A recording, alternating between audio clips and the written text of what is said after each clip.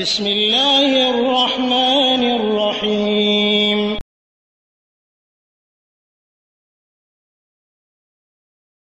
আসসালামু আলাইকুম রাহমাতুল্লাহি ওয়া বারাকাতুহু। জি, আমাদের এক ভাই প্রশ্ন করেছেন যে কেউ মারা গেলে তার বাড়িতে ধূপ ধুনা এগুলো দেওয়া কি বৈধ কিনা। জি, এগুলো দিতে পারবেন।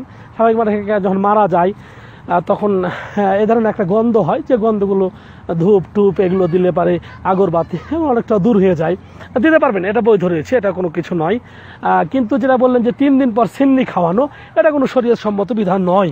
এটা কোনো শরীয়ত সম্মত কোনো ইয়ে নয় যে 3 দিন পরে যে এই যে খাওয়াতে হবে আপনার, এই সিন্নি খাওয়ানো যে আমাদের রেওয়াজ অথবা 40 এগুলো জায়েজ নয়, এগুলো বৈধ নয়।